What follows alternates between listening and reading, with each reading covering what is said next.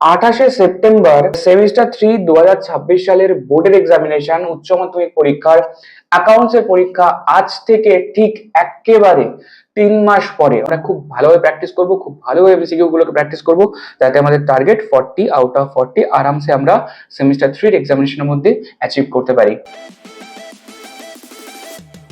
Hello students, আমি মনোজিৎ, কমার্সের smart ক্লাসে তোমাদের সবাইকে স্বাগত। 2026-এ আমাদের এক্সামিনেশনের রুটিন কিন্তু পাবলিশ হয়ে গেছে আমাদের WBCHSC বোর্ডের তরফ থেকে, এবং আজকে যদি আমরা কথা বলি, আজকে হচ্ছে আমাদের 28 তারিখ, এবং 28 সেপ্টেম্বর আমাদের অ্যাকাউন্টসের পরীক্ষা হতে চলেছে সেমিস্টার 3-র। তাহলে সেমিস্টার 3 2026 সালের বোর্ডের এক্সামিনেশন উচ্চ মাধ্যমিক পরীক্ষার অ্যাকাউন্টসের পরীক্ষা আজ থেকে ঠিক একেবারে 3 মাস পরে, অর্থাৎ আজকে 28 তারিখ এবং সেপ্টেম্বরের 28 তারিখ, একেবারে 3 মাস পরে আমাদের অ্যাকাউন্টসের এক্সামিনেশন হতে চলেছে। তাহলে এবারে আমাদেরকে এই 3টে মাস খুব ভালোভাবে কনসিস্টেন্টলি পড়াশোনা করতে হবে, যেগুলো আমরা পড়াশোনা করছি, যেভাবে করছি, এবং তার সাথে রিভিশন এবং এমসিকিউ এর মধ্যে যে কোশ্চেন্স গুলো থাকবে সেই অঙ্কগুলোকে প্র্যাকটিস করা, এবং তারপর বিভিন্ন টেস্ট দিতে হবে। আমার কাছে অনলাইনে ফ্রি টেস্ট কিন্তু অ্যাভেলেবেল হবে, এবং আমি গ্রুপের মধ্যে, হোয়াটসঅ্যাপ গ্রুপ, টেলিগ্রাম কমিউনিটি, সমস্ত জায়গাতে আমি জানিয়ে দেবো যে কোন সাবজেক্টে কোন চ্যাপ্টারে কবে কবে আমি টেস্ট নিচ্ছি। তোমরা আমার কাছে পেইড ব্যাচে ক্লাস করো অথবা না করো, যে কেউ অল ওভার ওয়েস্ট বেঙ্গলে প্রত্যেকে এই টেস্টে কিন্তু পার্টিসিপেট করতে পারে, এবং এই টেস্টের মাধ্যমে তুমি জানতে পারবে অল ওভার ওয়েস্ট বেঙ্গলে যারা যারা এই বছর পরীক্ষা দিতে চলেছে তাদের মধ্যে তোমার রেজাল্ট কেমন হচ্ছে, তোমার কতটা মার্কস হচ্ছে, তোমার প্রিপারেশন কতটা হয়েছে। তাহলে আমাদের মাইন্ড সেট করে নিতে হবে, আমাদের ফাইনাল 3 মান্থস বাকি, এবং সেই অনুযায়ী আমরা এবার ফুল প্র্যাকটিস করব, ফুল পড়াশোনা করব, যাতে আমাদের যে টার্গেট 40 আউট অফ 40 আমরা ইজিলি অ্যাচিভ করতে পারি। সো লাস্ট ইয়ার উচ্চ মাধ্যমিক পরীক্ষা সেমিস্টার বেসড এক্সামিনেশনে কিন্তু 40-তে 40 আমাদের স্টুডেন্ট অ্যাচিভ করেছে, আর এই বছরে আমি আশা করব তোমাদের মধ্যে অনেকে অনেকে এই বছরও 40-তে 40 অ্যাচিভ করবে সেমিস্টার 3 এক্সামিনেশনের মধ্যে।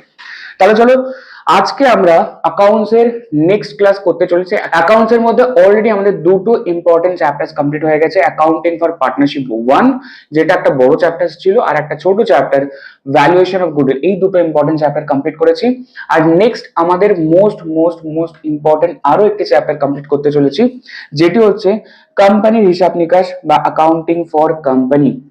এই চ্যাপ্টারটি ইন্ডিভিজুয়ালি তো ইম্পর্টেন্ট, বিকজ এই চ্যাপ্টার থেকে আমাদের একটা হিউজ নাম্বারস আমাদের পরীক্ষা আসতে চলেছে। প্লাস এই চ্যাপ্টারটা আরো বেশি গুরুত্বপূর্ণ এই কারণে, কারণ এই চ্যাপ্টারের মধ্যে আমরা যে কনসেপ্ট গুলো শিখতে চলেছি, যে টপিক গুলো শিখতে চলেছি, কোম্পানির ফাইন্যান্সিয়াল স্টেটমেন্টস, ব্যালেন্স শিট এবং স্টেটমেন্ট অফ পিএল শিখতে চলেছি, এই প্রত্যেকটা জিনিসের উপর ডিপেন্ড করে নেক্সট আরো 3টে চ্যাপ্টার্স আমাদের সিলেবাসে রয়েছে। তাহলে এই চ্যাপ্টারটা শুধুমাত্র এই চ্যাপ্টারের জন্য ইম্পর্টেন্ট নয়, এই চ্যাপ্টারটা গুরুত্বপূর্ণ নেক্সট আরো 3খানা চ্যাপ্টার্স করার জন্য। যেমন রয়েছে ফাইন্যান্সিয়াল স্টেটমেন্ট অ্যানালিসিস, দেন রয়েছে আমাদের রেশিও, দেন রয়েছে আমাদের কম্পারেটিভ স্টেটমেন্ট, কমন সাইজ। তো নেক্সট 3টে ইম্পর্টেন্ট চ্যাপ্টার্স এর সমস্ত টপিক এই চ্যাপ্টারের উপর ডিপেন্ড করছে কোম্পানির ফাইন্যান্সিয়াল স্টেটমেন্টের মধ্যে। তাহলে চলো আমরা আজকে আজকে ক্লাসটা আমরা করি এবং কনসেপ্ট গুলোকে সব শিখে নিই। তো চ্যাপ্টারের নাম হচ্ছে কোম্পানির হিসাব নিকাশ 1, অর্থাৎ আমরা এই চ্যাপ্টারের মধ্যে বিভিন্ন যে কোম্পানি হয়ে থাকে সেই কোম্পানির অ্যাকাউন্টস কিভাবে বানানো হয় সেটা আমরা শিখতে চলেছি, অর্থাৎ অ্যাকাউন্টিং ফর কোম্পানিজ। তাহলে আমরা বুঝতে পারলাম যে কোম্পানির অ্যাকাউন্টস বানাতে চলেছি। তাহলে সবার আগে আমাকে এটা বুঝতে হবে যে কোম্পানি কাকে বলে, কোন কোন প্রতিষ্ঠানকে আমরা কোম্পানি বলবো, এবং তাদের প্রতিষ্ঠানে কি কি হিসাব নিকাশ রাখা হয়, যেটা আমরা এই চ্যাপ্টারের মধ্যে শিখবো। সবার আগে দেখি কোম্পানির সংজ্ঞা বা ডেফিনেশন অফ কোম্পানি, অর্থাৎ কোম্পানি কাকে বলে। আমরা যদি এলাবোরেটলি বলি, মুনাফা অর্জনের উদ্দেশ্যে, অর্থাৎ আমার প্রফিট কামানোর উদ্দেশ্য রয়েছে, সেই প্রফিট কামানোর উদ্দেশ্যে কয়েকজন ব্যক্তির দ্বারা গঠিত এমন একটি সীমাবদ্ধ দায় বিশিষ্ট, অর্থাৎ লিমিটেড লাইবিলিটি সংস্থা, যা কোম্পানি আইন দ্বারা স্বীকৃত।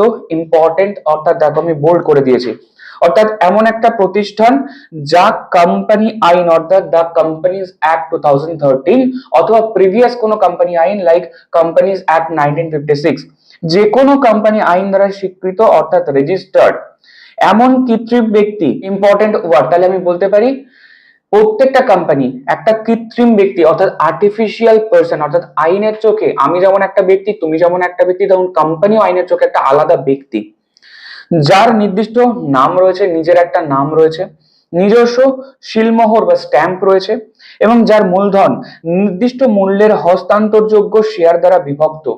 অর্থাৎ শেয়ারের মাধ্যমে কোম্পানির কত টাকা থাকবে না থাকবে এটা ডিসাইড করা হবে এবং প্রত্যেকটা শেয়ারের একটা নির্দিষ্ট মূল্য থাকবে এবং এই শেয়ারটা হস্তান্তরযোগ্য। অর্থাৎ আমার কাছে একটা শেয়ার রয়েছে, আমি চাইলে সেই শেয়ারটা তোমাকে বিক্রি করে দিতে পারি, আবার তুমি চাইলে শেয়ারটা আবার অন্য কাউকে বিক্রি করে দিতে পারো। তাই বলা হচ্ছে শেয়ার হচ্ছে হস্তান্তরযোগ্য এবং যার নিরবিচ্ছিন্ন স্থায়িত্ব আছে। অর্থাৎ যে কোম্পানি একবার আইনের মাধ্যমে জন্মেছে সেই কোম্পানি চলতেই থাকবে যতক্ষণ না আইন তাকে বন্ধ করছে, এবং তাকে কোম্পানি বলে বা যৌথ মূলধনী কোম্পানি বা জয়েন্ট স্টক কোম্পানি বলে। তাহলে এখানে আমার চারটে লাইন হলেও প্রত্যেকটা লাইনের মধ্যে এক একটা ওয়ার্ড কিন্তু ইম্পর্টেন্ট। সবার প্রথম, মুনাফা অর্জনের উদ্দেশ্যে, কয়েকজন ব্যক্তির দ্বারা গঠিত, সীমাবদ্ধ দায় বিশিষ্ট বা লিমিটেড লাইবিলিটি। নেক্সট, কোম্পানি আইন দ্বারা স্বীকৃত অর্থাৎ register under the companies act, এবং এটি একটি কৃত্রিম ব্যক্তি অর্থাৎ আইনের চোখে একটি পৃথক ব্যক্তি এবং যার নির্দিষ্ট নাম, নিজস্ব শিলমোহর রয়েছে এবং যার শেয়ার রয়েছে এবং শেয়ারটা হস্তান্তরযোগ্য, এবং এই ধরনের কোম্পানির অস্তিত্ব বা সারা জীবন চলতে থাকবে অর্থাৎ নিরবিচ্ছিন্ন অস্তিত্ব রয়েছে। এর যারাই শেয়ার হোল্ডার হোক না কেন, যারাই মালিক হোক না কেন, তারা থাকুক বা না থাকুক, কোম্পানির অস্তিত্বে কোনো প্রভাব বিস্তার করে না। আইনের মাধ্যমে কোম্পানি তৈরি, আইনের মাধ্যমেই কোম্পানি চলতে থাকবে এবং আইন চাইলে তবেই কোম্পানিটা বন্ধ হবে। এই ধরনের প্রতিষ্ঠানকে আমরা বলে থাকি কোম্পানি। অর্থাৎ কোম্পানি কাকে বলে আমরা ফুল বুঝতে পারলাম। এইবার এই যে কোম্পানি আমরা পড়লাম, যতগুলো ডেফিনেশনের মধ্যে আমরা বিভিন্ন ক্যারেক্টার্স গুলোকে, ফিচার্স গুলোকে দেখলাম, সেইগুলো একবার আমরা দেখে নিই যে একটা কোম্পানি হতে গেলে তার কি কি ক্যারেক্টার, তার কি কি বৈশিষ্ট্য বা ফিচার্স থাকতে হবে। ফার্স্ট, আইনের দ্বারা সৃষ্ট অর্থাৎ ক্রিয়েটেড বাই ল। একটু আগেই বলেছি যে কোম্পানি আইনের মাধ্যমে রেজিস্টার থাকে, তাই প্রত্যেকটা কোম্পানি আইন অনুযায়ী নিবন্ধনের পর রেজিস্টার করার পর সেই কোম্পানিটা কিন্তু গঠিত হয়ে থাকে। কৃত্রিম ব্যক্তি বা আর্টিফিশিয়াল পার্সন, প্রত্যেকটা কোম্পানি আইনের চোখে একটা আলাদা কৃত্রিম ব্যক্তি। তাই বলা হয় প্রত্যেকটা কোম্পানি নিজের নামে কোনো জমি বাড়ি কিনতে পারে, নিজের নামে কোনো ব্যবসা চালাতে পারে। প্রত্যেকটা কোম্পানির একটা মানুষের যেমন আলাদা রাইটস থাকে, প্রত্যেকটা কোম্পানিরও সেম রাইটস থাকে। এরপর পৃথক সত্তা বা সেপারেট এন্টিটি। পৃথক সত্তা কথার অর্থ হচ্ছে বিজনেস এবং তার ওনার দুজন আলাদা ব্যক্তি, এক ব্যক্তি নয়। অর্থাৎ মুকেশ আম্বানি এবং রিলায়েন্স কোম্পানি দুজন আলাদা ব্যক্তি। এরপর শেয়ার মূলধন বা শেয়ার ক্যাপিটাল। প্রত্যেকটা কোম্পানিতে যা নির্দিষ্ট পরিমাণ টাকা পয়সা থাকে বা মূলধন থাকে, সেই মূলধনটা শেয়ার যোগ্য অর্থাৎ হস্তান্তরযোগ্য শেয়ারের দ্বারা বিভক্ত হয়ে থাকে। এক একটা শেয়ারের মিনিমাম কিছু ফেস ভ্যালু বা অবৈধ মূল্য দ্বারা নির্দিষ্ট থাকে। এরপর মালিকানা বা ওনারশিপ। শেয়ার গ্রহীতারাই হলেন কোম্পানির মালিক। তাহলে এখান থেকে যদি আমাদের এমসিকিউ আসে যে কোম্পানির মালিক কারা, তাহলে আমরা বলবো শেয়ার গ্রহীতারা হচ্ছে কোম্পানির মালিক বা share holders is the owner of the company. ঘরোয়া কোম্পানি বা প্রাইভেট লিমিটেড কোম্পানি, অর্থাৎ আমাদের কোম্পানি বেসিক্যালি দু রকমের হয়ে থাকে। একটা হচ্ছে প্রাইভেট লিমিটেড কোম্পানি বা ঘরোয়া কোম্পানি, একটা হচ্ছে সার্বজনীন কোম্পানি বা public limited company. Private limited কোম্পানির জন্য মিনিমাম মালিক বা মিনিমাম মেম্বার্স বা মিনিমাম শেয়ার হোল্ডার দুজন হতে হবে। সার্বজনীন কোম্পানি বা পাবলিক লিমিটেড কোম্পানির জন্য মিনিমাম নাম্বার অফ মেম্বার্স 7 জন হতে হবে। Very very important topic. এখান থেকে একটা না একটা আমাদের এমসিকিউ দেবেই দেবে, 100% গ্যারান্টেড। এরপরে ঘরোয়া কোম্পানির সর্বোচ্চ সদস্য সংখ্যা 200 জনের বেশি হতে পারবে না, অর্থাৎ মিনিমাম 2 ম্যাক্সিমাম 200 প্রাইভেট লিমিটেড কোম্পানির জন্য। কিন্তু যদি সার্বজনীন কোম্পানি হয় অর্থাৎ পাবলিক লিমিটেড কোম্পানি হয়, তাহলে মিনিমাম আমরা দেখেছিলাম 7 জন আর ম্যাক্সিমাম সীমাহীন অর্থাৎ আনলিমিটেড নাম্বার অফ মেম্বার্স হতে পারে। কিন্তু এক ব্যক্তি কোম্পানি একটা স্পেশাল ধরনের কোম্পানি হয়ে থাকে যাকে বলি এক ব্যক্তি কোম্পানি বা 1% কোম্পানি। তার জন্য মিনিমাম এবং ম্যাক্সিমাম অর্থাৎ মিনিমাম অ্যান্ড ম্যাক্সিমাম দুটোই হচ্ছে একজন মেম্বার ম্যাক্সিমাম থাকবে, একজন মেম্বার মিনিমাম থাকতে হবে। তাকে আমরা বলবো 1% কোম্পানি বা এক ব্যক্তি কোম্পানি।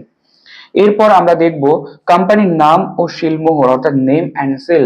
প্রত্যেকটা কোম্পানির নির্দিষ্ট নাম থাকবে এবং যে নামটা কোম্পানি আইনে রেজিস্টার থাকবে এবং প্রত্যেকটা কোম্পানির নিজস্ব শিলমোহর থাকবে এবং সেই শিলমোহর দিয়ে কোনো ডকুমেন্টসের উপরে সই করে দেওয়া মানেই মনে করা হচ্ছে যে কোম্পানির অথরাইজড ডকুমেন্ট সেটা। এরপর পরিচালনা ও ম্যানেজমেন্ট। কোম্পানির শেয়ার গ্রহীতারা সরাসরি কারবার পরিচালনায় অংশগ্রহণ করতে পারেন না। অর্থাৎ আমি কালকে মনে করো রিলায়েন্স কোম্পানির শেয়ার কিনেছি, আমি মালিক অফিসিয়ালি, কিন্তু আমি কোনো কোম্পানিতে ডাইরেক্টলি কন্ট্রোল করতে পারবো না ওই কোম্পানিতে, বিকজ আমার কাছে খুবই সামান্য মানের শেয়ার রয়েছে। তাই বলা হচ্ছে শেয়ার গ্রহীতাদের দ্বারা নির্বাচিত পরিচালক মন্ডলী বা বোর্ড অফ ডাইরেক্টরস দ্বারা কোম্পানি পরিচালিত হয়ে থাকে। অর্থাৎ যত শেয়ার হোল্ডার্স রয়েছে, আমার মতো আরো অনেক হাজার হাজার লোক রয়েছে, কোটি কোটি লোক রয়েছে যারা শেয়ার কিনেছে, প্রত্যেকে মেলে ডিসাইড করবে যে কে বিজনেসটা চালাবে, এবং যে মনোনীত হবে, নির্বাচিত হবে, তাকেই বলা হয় বোর্ড অফ ডাইরেক্টরস, এবং তারাই কোম্পানি পরিচালনা করে থাকে ডে বাই ডে। মুনাফার বন্টন বা প্রফিট শেয়ারিং, কোম্পানি থেকে যে প্রফিটটা হয় সেই প্রফিটটা কার? বলছে কোম্পানির মুনাফা শেয়ার গ্রহীতাদের প্রাপ্য, অর্থাৎ যারা শেয়ার কিনেছে তারাই সেই মুনাফা ভাগ পাবে। আমি যতগুলো শেয়ার কিনেছি আমি ততটুকুই ভাগ পাবো আমি কোম্পানির প্রফিট থেকে। সীমাবদ্ধ দায় বা লিমিটেড লাইবিলিটি, প্রত্যেকটা কোম্পানির শেয়ার গ্রহীতাদের দায় তার শেয়ারের অভিহিত মূল্য বা ফেস ভ্যালু অবধি সীমাবদ্ধ থাকে। ধরো মনে করো আমি কোনো একটা কোম্পানির 10 টাকা মূল্যের 100টা শেয়ার কিনেছি, তাহলে আমি বলতে পারি 10 × 100, তাহলে কত হয়? 1000 টাকা টোটাল কোম্পানিকে পেমেন্ট করতে হবে, এবং এটাই হচ্ছে আমার total liability as a share holder. তাই বলা হচ্ছে প্রত্যেকটা শেয়ার গ্রহীতাদের দায় বা লাইবিলিটি কত হবে? তার শেয়ারের অভিহিত মূল্য এবং কতগুলো শেয়ার কিনেছি সেই মাত্রা দ্বারা সীমাবদ্ধ থাকে। এরপর স্থায়িত্ব বা স্টেবিলিটি, একবার কোম্পানি তৈরি হয়েছে তো সেটা চিরন্তন, অর্থাৎ সারা জীবন চলতে থাকবে, যতক্ষণ না কোম্পানি আইন তাকে বলছে যে কাল থেকে তুমি বন্ধ। এরপর আমরা ছোট্ট একটা পার্থক্য দেখে নেব যে যৌথ মূলধনী কোম্পানি বা কোম্পানি এবং অংশীদারি কারবার বা পার্টনারশিপ বিজনেসের মধ্যে পার্থক্য কি। আমরা সেমিস্টার 3 প্রথম যে চ্যাপ্টারটা করেছিলাম পার্টনারশিপের অ্যাকাউন্টস, আর এবার যে সেকেন্ড চ্যাপ্টারটা করতে চলেছি সেটা হচ্ছে কোম্পানি অ্যাকাউন্টস। তো কোম্পানি একটা আলাদা বিজনেস, পার্টনারশিপ একটা আলাদা বিজনেস, দুটোর মধ্যে কি কি পার্থক্য রয়েছে? সবার প্রথম পার্থক্য, কোম্পানি তৈরি করতে গেলে কোম্পানি আইন 2013 অনুযায়ী গঠিত হয়ে থাকে, এবং অংশীদারি বিজনেস বা পার্টনারশিপ বিজনেস পার্টনারশিপ অ্যাক্ট 1932 অনুযায়ী তৈরি হয়ে থাকে। নিবন্ধন, কোম্পানির নিবন্ধন করা বাধ্যতামূলক, অর্থাৎ তুমি কালকে কোম্পানি তৈরি করতে চাইলে কোম্পানিজ অ্যাক্ট 2013 রেজিস্টার্ড করাতেই হবে, এটা বাধ্যতামূলক। কিন্তু পার্টনারশিপ বিজনেস খুলতে চাইলে আমি আমার প্রতিষ্ঠানকে পার্টনারশিপ অ্যাক্ট 1932 তে নিবন্ধন করতেও পারি, নাও করতে পারি, অর্থাৎ বাধ্যতামূলক নয় নিবন্ধন করা বা রেজিস্টার্ড করা। এরপর আইনের চোখে প্রত্যেকটা কোম্পানি এবং তার মালিক আলাদা ব্যক্তি, অর্থাৎ পৃথক সত্তা রয়েছে, কিন্তু আইনের দৃষ্টিতে অংশীদারি কারবারে অংশীদারদের সাথে অংশীদারি বিজনেসের পৃথক সত্তা নেই, অর্থাৎ এখানে তারা দুজনই এক বলে মনে করা হয়। এরপর ঘরোয়া কোম্পানি বা প্রাইভেট লিমিটেড কোম্পানি মিনিমাম 2জন মেম্বার থাকতে হয়, ম্যাক্সিমাম 200।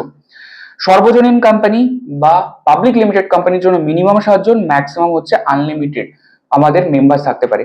কিন্তু পার্টনারশিপ বিজনেসের জন্য মিনিমাম 2, ম্যাক্সিমাম 50 জন হচ্ছে আমাদের পার্টনার থাকতে পারে, তার বেশি চাইলে আমি পার্টনারশিপ বিজনেস খুলতে পারবো না। এবারে আমরা দেখব ডিফারেন্ট টাইপস অফ কোম্পানিজ, অর্থাৎ কোম্পানি কত রকমের হয়ে থাকে। সবার প্রথম এবং ইম্পর্টেন্ট ক্যাটাগরি, অর্থাৎ বিভিন্ন বেসিসে আমরা কোম্পানিকে ভাগ করতে পারি। সবার প্রথমত on the basis of registration, অর্থাৎ আমি আমার প্রতিষ্ঠানটাকে কোম্পানি আইন 2013 এর মধ্যে কি প্রতিষ্ঠান হিসেবে রেজিস্টার্ড করেছি সেই অনুযায়ী আমাদেরকে 3টে ভাগে ভাগ করা যেতে পারে। So the companies registered under the companies act 2013 may be classified as follows, অর্থাৎ কোম্পানিগুলোকে 3টে ভাগে ভাগ করা যেতে পারে। 3 রকম ধরনের কোম্পানিকে আমি আমার প্রতিষ্ঠানকে রেজিস্টার করতে পারি আন্ডার দ্য কোম্পানিজ অ্যাক্ট 2013। সবার প্রথম যে কোম্পানিটা গঠন করা যেতে পারে সেটা হচ্ছে ঘরোয়া কোম্পানি বা প্রাইভেট লিমিটেড কোম্পানি। একটা word important, private limited company বা ঘরোয়া কোম্পানি, বিকজ পরবর্তীতে আমি আর এক ধরনের কোম্পানির কথা বলবো তখন গুলিয়ে যেতে পারে। তাই একটা যখন আমরা কনসেপ্ট পড়বো সেটা আমরা ভালো করে পড়বো, তার ওয়ার্ডগুলোকে ভালো করে আমরা কি ওয়ার্ডগুলোকে আমরা ভালো করে বুঝে নেব। সো ঘরোয়া কোম্পানি বা প্রাইভেট লিমিটেড কোম্পানি কাকে বলি? যে সমস্ত কোম্পানি তার মূলধন সংগ্রহের উদ্দেশ্যে জনসাধারণের কাছে শেয়ার বিক্রি করতে পারে না, অর্থাৎ আমি যদি কালকে একটা প্রাইভেট কোম্পানি খুলি, for an example Manojit Sarkar classes private limited, আমার পড়ানোর কালকে একটা কোম্পানি খুললাম, যেহেতু আমার কোম্পানিটা প্রাইভেট লিমিটেড কোম্পানি, তাই আমি আমার কোম্পানির শেয়ার পাবলিকের কাছে শেয়ার মার্কেটে বিক্রি করতে পারবো না। আমি আমার কোম্পানির শেয়ার বিক্রি করতে পারবো, কিন্তু পার্সোনালি, যে আমি যাকে বিক্রি করতে চাই তাকে বলতে হবে যে তুমি আমার কোম্পানির শেয়ার কিনতে চাও, সে যদি রাজি থাকে কিনবে, না রাজি থাকে কিনবে না। যেমন করে আমাদের একটা ইন্ডিয়াতে ফেমাস শো বর্তমানে শার্ক ট্যাঙ্ক অফ ইন্ডিয়া, সেখানে কি হয় বিভিন্ন কোম্পানির ওনারা আসছে এবং ওখানে 4-5 জন বসে থাকে, তাদেরকে অফার করে আপনারা কি আমার কোম্পানির শেয়ার কিনবেন।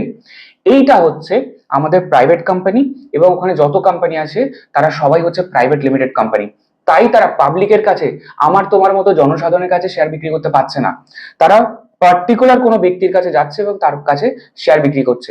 তাই বলা হচ্ছে প্রাইভেট লিমিটেড কোম্পানির শেয়ার জনসাধারণের কাছে বিক্রি করতে পারে না।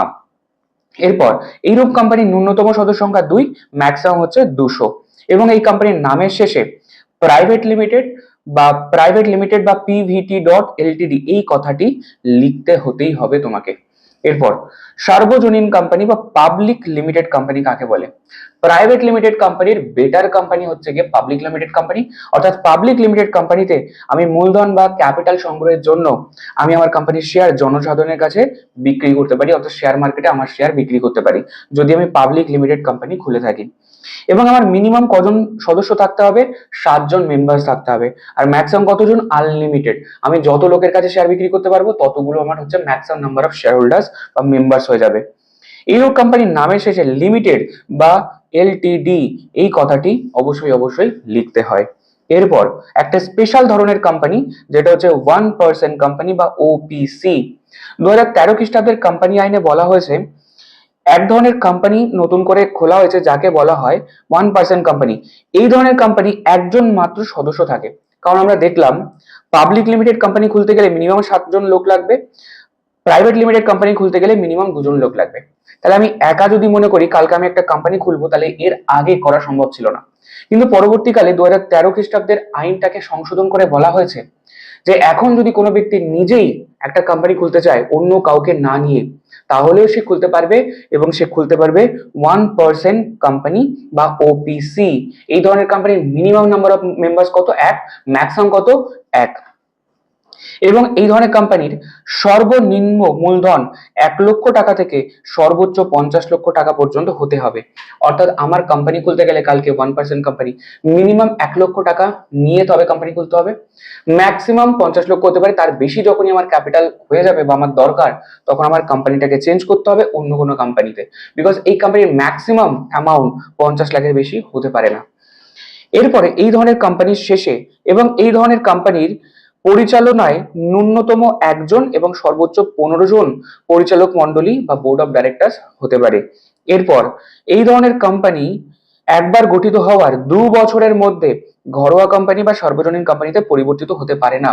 অর্থাৎ আমি মনে করো ওপিসি খুলেছি, কালকে 1% কোম্পানি খুলেছি, তো মিনিমাম 2 ইয়ার্স আমাদেরকে এই বিজনেসে চালাতে হবে, তবে চাইলে এই কোম্পানিটাকে আমি অন্য কোনো কোম্পানিতে কনভার্ট করতে পারবো। এরপর এই ধরনের কোম্পানির নামের শেষে 1% কোম্পানি বা ওপিসি কথাটি অবশ্যই লিখতে হয়। এরপরে আমরা দেখব যে on the basis of government ownership, অর্থাৎ কোনো বিজনেসে বা কোনো কোম্পানিতে গভর্নমেন্ট মালিক কি মালিক না, তার ভিত্তিতে প্রত্যেকটা কোম্পানিকে আমরা বিভিন্ন ভাগে ভাগ করতে পারি। যেমন গভর্নমেন্ট কোম্পানি বা সরকারি ক্ষেত্রের কোম্পানি বা পাবলিক সেক্টর কোম্পানি। অর্থাৎ কোনো কোম্পানিতে কেন্দ্রীয় সরকার, রাজ্য সরকার অথবা দুজনে এককভাবে অথবা অন্য কোনো সরকারের অধিকৃত কোনো পরিচালক মণ্ডলী যদি কোনো কোম্পানির মিনিমাম 51% শেয়ার মূলধনের মালিক হয়ে থাকেন। অর্থাৎ মনে করো কালকে আমি কি করলাম, Manojit Sarkar classes private limited বলে একটা কোম্পানি খুললাম। এই কোম্পানির মেজরিটি শেয়ার কার কাছে রয়েছে? আমার কাছে। তাই মালিককে আমি। আমাকে কি সরকারি ক্ষেত্রের কোম্পানি বলা হবে? না, আমাকে বলা হবে বেসরকারি ক্ষেত্রের কোম্পানি বলা হবে, বিকজ আমার কোম্পানিতে সরকারের মালিকানা মিনিমাম 51% নেই। কিন্তু কালকে মনে হলো রাজ্য সরকার বা আমাদের স্টেট গভর্নমেন্ট মনে হলো যে আমার বিজনেসে টাকা ইনভেস্ট করবে যাতে আমি কমার্সটাকে আরো গ্রো করতে পারি ওয়েস্ট বেঙ্গলের মধ্যে। গভর্নমেন্ট চায় গুড কোয়ালিটি এডুকেশন ওয়েস্ট বেঙ্গলে স্প্রেড হোক। তাই গভর্নমেন্ট কি করলো, আমার কোম্পানির 51% শেয়ার কালকে কিনে নিল, অথবা এর বেশি শেয়ার। 51% মিনিমাম দরকার বা এর থেকে বেশি শেয়ার আমার কোম্পানি কিনে নিল এবং আমার কোম্পানিতে টাকা ইনভেস্ট করলো এবং আমাকে বললো তুমি পুরো ওয়েস্ট বেঙ্গলে কমার্সটাকে স্প্রেড করো। তাই কাল থেকে আমার কোম্পানির বেশিরভাগ শেয়ার অর্থাৎ 51% শেয়ার যেহেতু রাজ্য সরকারের কাছে চলে গেল, অর্থাৎ যে কোনো গভর্নমেন্টের কাছে চলে গেল, তাই কাল থেকে আমার কোম্পানিটাকে ডাকা হবে পাবলিক সেক্টর কোম্পানি বা সরকারি ক্ষেত্রের কোম্পানি নামে। তাই আমরা যেই বলে থাকি বিভিন্ন সরকারি কোম্পানি বা সরকারি ক্ষেত্রের কোম্পানি কেন বলে থাকি, রেল আমরা সরকারি কোম্পানি কেন বলে থাকি, বিকজ রেলে গভর্নমেন্টের 51% এর বেশি শেয়ার রয়েছে, তাই রেলকে কিন্তু আমরা গভর্নমেন্ট কোম্পানি বা সরকারি ক্ষেত্রের কোম্পানি বা পাবলিক সেক্টর কোম্পানি বলে থাকি, রাইট। আমি এখানে দেখো গ্রিন করে দিয়েছি, this is very important, because এখান থেকে কিন্তু আমাদের এমসিকিউ 100% আসার চান্সেস রয়েছে। এরপরে বেসরকারি ক্ষেত্রের কোম্পানি বা প্রাইভেট সেক্টর কোম্পানি কাকে বলে? যে ধরনের কোম্পানি কোনো গভর্নমেন্টের 51% কম শেয়ার মালিকানা রয়েছে, অর্থাৎ শেয়ার কিনতে পারে গভর্নমেন্ট কিন্তু 51% কম শেয়ার রয়েছে, সেই সমস্ত কোম্পানিগুলোকে আমরা কি নামে রাখবো? Private sector company. তাহলে আমরা এখন কোম্পানিগুলোকে দুটো ভাগে ভাগ করেছি, পাবলিক সেক্টর কোম্পানি আর প্রাইভেট সেক্টর কোম্পানি। কোনো গভর্নমেন্টের কোনো কোম্পানিতে 51% শেয়ার বা তার বেশি যদি থাকে তাকে বলবো গভর্নমেন্ট কোম্পানি বা সরকারি ক্ষেত্রের কোম্পানি বা পাবলিক সেক্টর কোম্পানি। কোনো কোম্পানিতে কোনো গভর্নমেন্টের যদি 51% কম যদি শেয়ার থাকে, অর্থাৎ আমি বলতে পারি 50.99% যদি শেয়ার থাকে, সেটা হয়ে যাবে প্রাইভেট সেক্টর কোম্পানি। 51% যদি হয়ে থাকে তাহলে বলবো public sector company. Got it? এরপর দায়ের ভিত্তিতে, অর্থাৎ আমি যে কোম্পানিটা গঠন করেছি সেই কোম্পানির দায় কতটা শেয়ার হোল্ডারদের, তার ভিত্তিতে কোম্পানিকে কয় ভাগে ভাগ করা হয়? এই ভিত্তিতে নর্মালি তিনটে ভাগে ভাগ করা হয়। শেয়ারের দ্বারা দায় সীমাবদ্ধ, অর্থাৎ কোম্পানি লিমিটেড বাই শেয়ার, অর্থাৎ যে লোকটা, যে শেয়ার হোল্ডারটা কোনো কোম্পানির শেয়ার কিনবে এবং সেই শেয়ারের যা দাম তার ম্যাক্সিমাম লাইবিলিটি শেয়ারের দাম অবধি হবে, এই ধরনের কোম্পানিকে বলা হয় কোম্পানি লিমিটেড বাই শেয়ার, অর্থাৎ যতগুলো শেয়ার তার যা দাম, শেয়ার হোল্ডারদের লাইবিলিটিও সেই কোম্পানিতে ম্যাক্সিমাম তত টাকা। এরপরে প্রতিশ্রুতির দ্বারা সীমাবদ্ধ company, company limited by guarantee, অর্থাৎ এমন কিছু কোম্পানি যায় শেয়ার হোল্ডারদের দায়, ওই শেয়ার হোল্ডাররা যত টাকা গ্যারান্টি দিয়েছে যে আমি কোম্পানির খারাপ অবস্থার সময় বা আমি কোম্পানির খারাপ সময় আমি ম্যাক্সিমাম এত টাকা আমি আমার পকেট থেকে দিতে রাজি আছি, সেটাকে বলবো কোম্পানি লিমিটেড বাই গ্যারান্টি। অর্থাৎ শেয়ার হোল্ডাররা যত টাকা গ্যারান্টি দিয়েছে সেই গ্যারান্টির অ্যামাউন্ট অব্দি সেই শেয়ার হোল্ডারের লাইবিলিটি হবে। এরপর অসীম দায়বদ্ধ কোম্পানি বা আনলিমিটেড লাইবিলিটি কোম্পানি, যে ধরনের কোম্পানির শেয়ার গ্রহীতাদের দায় অংশীদারি কারবারের মতোই সীমাহীন, আনলিমিটেড, অর্থাৎ আমি কোনো একটা কোম্পানির শেয়ার কিনেছি তো আমার লাইবিলিটি কি হবে? আনলিমিটেড হবে। এদেরকে বলা হয় অসীম দায়বদ্ধ কোম্পানি। তবে এইরূপ কোম্পানি ভারতে গঠিত হয়নি কখনো আজ পর্যন্ত। অর্থাৎ নর্মালি এই ধরনের কোম্পানি গঠন করা যেতে পারে, অর্থাৎ যে ধরনের কোম্পানির শেয়ার কেনা মানে তোমার লাইবিলিটি আনলিমিটেড, কালকে শেয়ার কোম্পানি বন্ধ হয়ে গেল তো লোকে কি করবে? নিজের সম্পত্তি বিক্রি করে হলেও সেই টাকা দিতে হবে, বিকজ তোমার লাইবিলিটি আনলিমিটেড ছিল। কিন্তু নর্মালি আমাদের ভারতবর্ষে আজকের দিনে এই ধরনের কোনো কোম্পানি গঠিত হয়নি এবং এই ধরনের কোনো কোম্পানি আজকের দিনে কোনো ব্যক্তি গঠন করতে চায় না, কিন্তু চাইলে করতে পারে বা অপশন রয়েছে। এরপরে গঠনের ভিত্তিতে বা on the basis of incorporation, অর্থাৎ কোম্পানিটা কিভাবে গঠিত হয়েছে, তার স্ট্রাকচার কি, তার ভিত্তিতে কোম্পানিগুলোকে আবার বিভিন্ন ভাগে ভাগ করা যেতে পারে। প্রথমে হচ্ছে সনদ প্রাপ্ত কোম্পানি বা chartered company. Very very interesting একটা টপিক।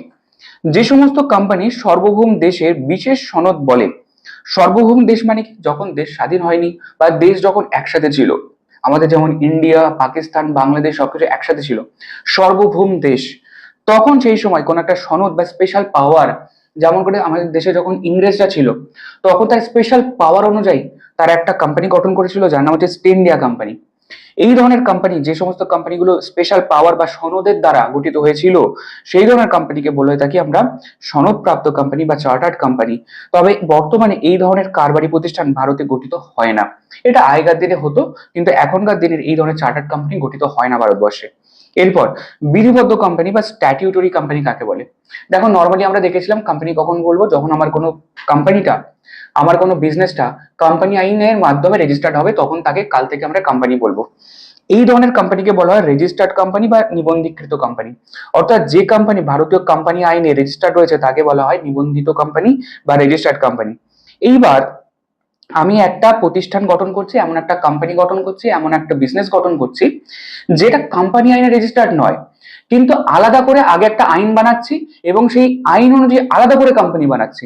যেমন করে এলআইসি, আমাদের দেশে এলআইসি কোম্পানি আইন 2013-তে রেজিস্টার্ড নেই, কিন্তু এলআইসির জন্য গভর্নমেন্ট কি করেছিল? আগে একটা আইন এনেছিল যাকে বলা হয় এলআইসি অ্যাক্ট বা এলআইসির জন্য আলাদা আইন, এবং সেই আইন অনুযায়ী এলআইসি নামের কোম্পানি গঠিত হয়েছে। এদেরকে বলা হয় স্ট্যাটিউটরি কোম্পানি বা বিধিবদ্ধ কোম্পানি। অর্থাৎ যে সমস্ত কোম্পানি বিধানসভা, লোকসভার বিশেষ আইনের দ্বারা গঠিত হয়, অর্থাৎ আগে একটা আলাদা আইন গঠন করছি এবং সেই আইন অনুযায়ী গভর্নমেন্ট আলাদা কোম্পানি বানাচ্ছে, তাদেরকে বলা হয় বিধিবদ্ধ কোম্পানি বা স্ট্যাটিউটরি কোম্পানি। যেমন ভারতের রিজার্ভ ব্যাংক অফ ইন্ডিয়া বা আরবিআই, আরবিআই কিন্তু কোম্পানি আইনে রেজিস্টার্ড নেই, আরবিআই কিন্তু আমাদের আরবিআই আইনের মাধ্যমে রেজিস্টার্ড। দামোদর ভ্যালি কর্পোরেশন বা ডিভিসি, জীবন বীমা কর্পোরেশন বা এলআইসি, এরা সবই নিজের নিজের আলাদা আইনের মাধ্যমে গঠিত হয়েছে। এরপরে সংগঠন সংক্রান্ত অবস্থার ভিত্তিতে বা on the basis of structural condition, কোম্পানিকে হোল্ডিং কোম্পানি এবং সাবসিডিয়ারি কোম্পানি এই দুটো ভাগে ভাগ করা হয়। ভেরি ভেরি ইন্টারেস্টিং একটা টপিক, আমরা দেখে নিই। দেখো, মনে করো একটা কোম্পানি রয়েছে এ লিমিটেড কোম্পানি, আর একটা কোম্পানি রয়েছে বি লিমিটেড কোম্পানি, আর একটা কোম্পানি রয়েছে সি লিমিটেড কোম্পানি। এবার মনে করো এ লিমিটেড কোম্পানি কালকে মেজরিটি শেয়ার, যদি কোনো কোম্পানি 50% বেশি ইকুইটি শেয়ারের মূলধনের মালিক হন বা তার পরিচালক মন্ডলী গঠনকে নিয়ন্ত্রণ করেন, অর্থাৎ এক কথায় বলতে পারি, মনে করো A limited company B limited কোম্পানির শেয়ার কিনে নিয়েছে কালকে। কত পার্সেন্ট শেয়ার কিনে নিয়েছে? 50%-এর বেশি শেয়ার কিনেছে, অর্থাৎ মোর দ্যান 50% বা মিনিমাম 50% শেয়ার কিনে নিয়েছে। আমি যদি 49.99% কিনি তাও হবে না, মিনিমাম 50% শেয়ার কিনতে হবে অথবা তার বেশি শেয়ার কিনতে হবে। তাহলে যখন কোনো কোম্পানি অন্য কোনো কোম্পানির মিনিমাম 50% শেয়ার কিনে নিল, অর্থাৎ আমি ওই কোম্পানির ডিসিশন মেকার, তাহলে আজ থেকে কন্ট্রোল কে করবে? এ লিমিটেড বি লিমিটেড কে কন্ট্রোল করবে। এ লিমিটেড যা বলবে বি লিমিটেড কে তাই করতে হবে, because or majority share holder আমি, মেজরিটি শেয়ার আমি কিনে নিয়েছি, তাই আমার কথায় চলতে হবে। অর্থাৎ এক কথায় বলা যায়, যদি কোনো কোম্পানি অন্য কোনো কোম্পানির 50% শেয়ার কিনে নেয় অথবা কোনো কারণবশত কোনো একটা কোম্পানি অন্য কোনো কোম্পানিকে কন্ট্রোল করার ক্ষমতা জন্মেছে, তাহলে যে কোম্পানিটা কন্ট্রোল করছে সেই বড় কোম্পানিটাকে, সেই মেজরিটি কোম্পানিটাকে বলা হবে হোল্ডিং কোম্পানি। অর্থাৎ যে কোম্পানি অন্য কোনো কোম্পানিকে কন্ট্রোল করে সেই কোম্পানিটাকে বলা হবে হোল্ডিং কোম্পানি। আর যে কোম্পানিকে কন্ট্রোল করা হচ্ছে বি লিমিটেড, তাকে বলা হবে subsidiary company of the A limited company. অর্থাৎ বি লিমিটেড কোম্পানি হলো এ লিমিটেড কোম্পানির সাবসিডিয়ারি কোম্পানি, আর এ লিমিটেড কোম্পানি হলো বি লিমিটেড কোম্পানির হোল্ডিং কোম্পানি। অর্থাৎ যে কোম্পানি কন্ট্রোল করে তাকে হোল্ডিং কোম্পানি, যে কোম্পানি কন্ট্রোল হচ্ছে, যাকে কন্ট্রোল করা হচ্ছে তাকে বলা হয় সাবসিডিয়ারি কোম্পানি। এবার মজার বিষয়, বি লিমিটেড মনে করো আবার কি করেছে, সি লিমিটেড এর আবার 60% শেয়ার কিনে নিয়েছে। তাহলে বলতে পারি বি লিমিটেড আবার সি লিমিটেড কে কন্ট্রোল করছে, তাই বি লিমিটেড হচ্ছে সি লিমিটেড এর হোল্ডিং কোম্পানি এবং সি লিমিটেড হচ্ছে বি লিমিটেড এর সাবসিডিয়ারি কোম্পানি। তাহলে উল্টো দিক থেকে আবার এটাও বলতে পারি, যেহেতু এ লিমিটেড বি লিমিটেড কে কন্ট্রোল করে, বি লিমিটেড সি লিমিটেড কে কন্ট্রোল করে, তাই এটাও বলা যেতে পারে A limited is a holding company of B limited and C limited. আবার সি লিমিটেড কে বলা হবে বি লিমিটেড এর সাবসিডিয়ারি এবং এ লিমিটেড এর সাবসিডিয়ারি। বোঝা গেল কি যায়নি? এবার আমরা যত রকমের কোম্পানি হয়ে থাকে সবকিছুকে কমপ্লিট করলাম। এবার আমরা কি করব, some important points of the companies, অর্থাৎ কোম্পানির মধ্যে কি কি ইম্পর্টেন্ট পয়েন্টস মনে রাখতে হয়, কি কি ইম্পর্টেন্ট ডকুমেন্টস আমাদের থাকতে হয়। সবার প্রথম পরিমেল বন্ধ বা মেমোরেন্ডাম অফ অ্যাসোসিয়েশন, যাকে আমরা পেয়ারসে অর্থাৎ আদর করে আমরা বলি এম ও এ, মোয়া, এম ও এ, মোয়া বা মেমোরেন্ডাম অফ অ্যাসোসিয়েশন। অর্থাৎ ছোটবেলায় আমরা কি করে থাকি, মোয়া কে থাকি, তাহলে মনে রাখবে কোম্পানির একটা ইম্পর্টেন্ট ডকুমেন্টস এর নাম হচ্ছে মোয়া, অর্থাৎ M O A. Memorandum of association কাকে বলে? একটি যৌথ মূলধনী কোম্পানির গুরুত্বপূর্ণ দলিল হচ্ছে মোয়া, রাইট? এই দলিলে কোম্পানির নাম, উদ্দেশ্য, অবস্থান, মূলধন, সদস্যদের দায় ইত্যাদি সমস্ত বিষয়গুলি উল্লেখ থাকে। অর্থাৎ কোম্পানির এমন একটা ডকুমেন্টস, ইম্পর্টেন্ট ডকুমেন্টস, যার মধ্যে কোম্পানির নাম কি, উদ্দেশ্য কি, অবস্থান কি, কোথায় অবস্থিত, তার কত টাকার অথর শেয়ার ক্যাপিটাল রয়েছে, এই সমস্ত ইনফরমেশন লেখা থাকে। সেই ইম্পর্টেন্ট ডকুমেন্টস এর নাম হচ্ছে মোয়া বা মেমোরেন্ডাম অ্যাসোসিয়েশন বা পরিমেল বন্ধ, রাইট? এরপর পরিমেল নিয়মাবলী, দেখো নাম শুনেই বুঝতে পারছি, নিয়মাবলী অর্থাৎ আর্টিকেলস অফ অ্যাসোসিয়েশন, যাকে আমরা শর্টে বলবো আওয়া, এ ও এ, আওয়া। অর্থাৎ আর্টিকেলস অফ অ্যাসোসিয়েশনে কি হয়, এমন একটা ইম্পর্টেন্ট ডকুমেন্টস যে কোম্পানিটা পরিচালনা কিভাবে হবে প্রত্যেক দিন বা কিভাবে বিজনেস চালানো হবে, এই সমস্ত ইম্পর্টেন্ট নিয়মাবলীগুলো লেখা থাকে, তাকে বলা হয় পরিমেল নিয়মাবলী বা আর্টিকেলস অফ অ্যাসোসিয়েশন বা আওয়া। তাই দুটো ইম্পর্টেন্ট ডকুমেন্টস এর নাম কি, মোয়া আর আওয়া, মেমোরেন্ডাম অ্যাসোসিয়েশন আর আর্টিকেলস অফ অ্যাসোসিয়েশন। এরপর বিবরণপত্র বা প্রসপেক্টাস, কোম্পানির যে বিজ্ঞপ্তি বা যে আমাদের অ্যাডভার্টাইজমেন্ট বা যে ডকুমেন্টস এর মাধ্যমে, বিজ্ঞাপনের মাধ্যমে জনসাধারণকে জানায় যে তার শেয়ার কতগুলো বিক্রি করতে চলেছে, কত দামে বিক্রি করতে চলেছে, সমস্ত ইম্পর্টেন্ট তথ্যগুলোকে জানায়, তাদেরকে বলা হয়, সেই ডকুমেন্টসটাকে বলা হয় প্রসপেক্টাস। বিবরণপত্রের পরিবর্তে বিবৃতি বা statement in Liu of prospectus কাকে বলে? কোনো কোম্পানি শেয়ার বিক্রি করার সময় যদি প্রসপেক্টাস ইস্যু না করে, কিন্তু শেয়ার বন্টনের 3 দিন অন্তত আগে নিবন্ধক বা রেজিস্ট্রারের কাছে, গভর্নমেন্টের কাছে কোম্পানি জানাচ্ছে যে আমি কতগুলো শেয়ার বিক্রি করতে চাই, কত টাকার শেয়ার বিক্রি করতে চাই, সেই ডকুমেন্টসটাকে বলা হয় statement in Liu of prospectus. এরপর প্রাথমিক খরচ বা প্রিলিমিনারি এক্সপেন্সেস কাকে বলে? দেখো কোম্পানি তৈরি কখন হয়, আমি কোম্পানি রেজিস্ট্রেট করার জন্য সমস্ত ডকুমেন্টস গভর্নমেন্টকে জমা দিলাম, আরওসি বা রেজিস্টার অফ কোম্পানিকে জমা দিলাম। সেই ডকুমেন্টেশন যদি সবকিছু ঠিক থাকে, তাহলে পার্টিকুলার কোন একটা ডেট আরওসি কি করবে, আমার একটা ডকুমেন্ট ইস্যু করবে, যে ডকুমেন্টস এর মধ্যে লেখা থাকবে আমার কোম্পানির নাম কি, কোম্পানি কবে গঠিত হয়েছে, এবং সেই ডেট থেকে ধরে নেওয়া হবে যে কোম্পানির অস্তিত্ব চলে এলো, কোম্পানি জন্মালো। যেমন করে আমাদের জন্য বার্থ সার্টিফিকেট হয়, সেখানে একটা ডেট লেখা থাকে, তার মানে ওটাই প্রমাণ যে আমি কবে জন্মেছি। সেম ভাবে ইনকর্পোরেশন সার্টিফিকেট বা একটা ডকুমেন্টস এর মধ্যে লেখা থাকে যে কোম্পানিটা কবে জন্মেছে এবং সেই ডেট থেকে কোম্পানির জন্ম হয়। কিন্তু বলো, এই কোম্পানি তৈরি করতে গেলে এই ডেটের আগে আমরা কিছু খরচা করেছি কিনা? বিভিন্ন ডকুমেন্ট তৈরি করতে খরচা হয়েছে, অ্যাকাউন্টেন্ট হায়ার করতে হয়েছে, বিজনেসের জন্য বিল্ডিং বানাতে হয়েছে, অনেক কিছু করতে হয়েছে, যার জন্য অনেক টাকা খরচা হয়েছে। কিন্তু এই সময় কি কোনো কোম্পানি ছিল? না, কোম্পানি তৈরি করার জন্য খরচা করছি, এবং কোম্পানি যে ডেটে তৈরি হলো তারপর থেকে কোম্পানির অস্তিত্ব আছে। কিন্তু তার আগে কোম্পানি তৈরি করার জন্য যে খরচাগুলো করলাম, সেই সময় কোম্পানির কোনো অস্তিত্ব নেই। তাই কোম্পানি তৈরি হওয়ার আগে কোম্পানির জন্য যে খরচাগুলো করছি সেটাকে আমরা বলবো প্রিলিমিনারি এক্সপেন্সেস বা প্রাথমিক খরচ। এরপর ন্যূনতম আদায় বা মিনিমাম সাবস্ক্রিপশন কাকে বলে? আমি কালকে আমার কোম্পানির শেয়ার পাবলিকের কাছে বিক্রি করতে চাইছি বা কাউকে বিক্রি করতে চাইছি, কখন ধরে নেওয়া হবে যে আমার কোম্পানির শেয়ার বিক্রি করাটা সাকসেসফুল হয়েছে, বা আইন কখন বলবে যে আমার শেয়ার বিক্রি করা কমপ্লিট হয়েছে? বলছে মিনিমাম সাবস্ক্রিপশন, অর্থাৎ ন্যূনতম কিছু লোককে শেয়ার কিনতেই হবে। কতগুলো? বলছে ন্যূনতম আদায় বিবরণপত্রে উল্লেখ না থাকলে আমি বিবরণপত্রে বা প্রসপেক্টাসের মধ্যে লিখে দিতে পারি যে এত পার্সেন্ট শেয়ার তো মিনিমাম কিনতেই হবে, তবেই ধরে নেওয়া হবে যে সাকসেসফুল শেয়ার বিক্রি হয়েছে, না হলে ক্যান্সেল। যদি লেখা থাকে ভালো, যদি না লেখা থাকে তাহলে আইন অনুযায়ী মিনিমাম 90% আমাদেরকে আদায় করতে হবে জনসাধারণের কাছ থেকে শেয়ার বিক্রির টাকা। যদি জনসাধারণ 90% মিনিমাম শেয়ার কেনে, তবেই ধরে নেওয়া যাবে আমার শেয়ার বিক্রি কমপ্লিট হয়েছে। আর যদি 90% কম হয়, তাহলে ধরে নেবো শেয়ার বিক্রি কমপ্লিট হয়নি। এই যে টপিকটা আমি গ্রিন করে দিয়েছি, এখান থেকে কিন্তু এমসিকিউ আসে। আমরা আজকের ক্লাসের এই পর্যন্ত রাখবো। এই চ্যাপ্টারটা অনেকটা বড় আমি বলেছি, অনেকটা ইম্পর্টেন্ট বলেছি। এই চ্যাপ্টারটাকে আমরা 3টে-4টে ডিভাইডে ভাগ করে দেবো, এবং প্রথম আজকের ক্লাসের মধ্যে এই চ্যাপ্টারের বেসিক যত কনসেপ্ট, বেসিক থিংস আমরা কমপ্লিট করলাম। ভালো করে রিভিশন করো, এই রিলেটেড যত ইম্পর্টেন্ট এমসিকিউ রয়েছে মুখস্থ করো। নেক্সট এই চ্যাপ্টারে আমরা বাকি ইম্পর্টেন্ট টপিকস গুলোকে কমপ্লিট করব, অ্যান্ড দেন একটা একটা করে এই চ্যাপ্টারটাকে আমরা কমপ্লিট করব। বিকজ এই চ্যাপ্টারটা একবারে করা সম্ভব নয়, হিউজ টপিকস রয়েছে, হিউজ ডিফারেন্ট ডিফারেন্ট কনসেপ্ট রয়েছে, প্রত্যেকটা কনসেপ্ট ইম্পর্টেন্ট। এবং এর উপর ভিত্তি করে নেক্সট আবার আমাদের অঙ্কও রয়েছে চ্যাপ্টারের মধ্যে, ডিবেঞ্চারের অঙ্ক রয়েছে, সেটা আবার আলাদাভাবে আমাদেরকে করতে হবে। তাহলে আমরা অল্প অল্প করে এগোবো, পুরো চ্যাপ্টারটাকে কমপ্লিট করব ভালোভাবে, right? We have the 3 months of time, এবং আমরা খুব ভালোভাবে প্র্যাকটিস করব, খুব ভালোভাবে এমসিকিউ গুলোকে প্র্যাকটিস করব, যাতে আমাদের টার্গেট 40 আউট অফ 40 আরামসে আমরা সেমিস্টার 3 এক্সামিনেশনের মধ্যে অ্যাচিভ করতে পারি। তোমাদের যদি কোনো রকম কোনো কনসেপ্টে ডাউট থাকে, কোনো রকম কোনো অঙ্ক করতে গেলে প্রবলেম হয়, তাহলে তোমরা আমাকে পার্সোনালি হোয়াটসঅ্যাপ করতে পারো, বা টেলিগ্রাম বা হোয়াটসঅ্যাপ গ্রুপের মধ্যেও আমাকে জানাতে পারো। এবং তোমার যদি আমার ক্লাসগুলো ভালো লাগে এবং তোমার যদি মনে হয় তোমার কোনো হেল্প হচ্ছে, এবং তুমি তোমার কমার্সের বন্ধুদেরকেও এই ভিডিওর লিঙ্কটা পাঠাতে পারো, যাতে তাদেরও হেল্প হতে পারে, তাদেরও টার্গেট গুড রেজাল্ট করা আমাদের সেমিস্টার 3 মধ্যে অ্যাচিভ হতে পারে। তাহলে আমাদের আজকের ক্লাস এই পর্যন্তই, এবং তোমাদের সাথে দেখা হচ্ছে পরবর্তী ক্লাসে। So thank you so much.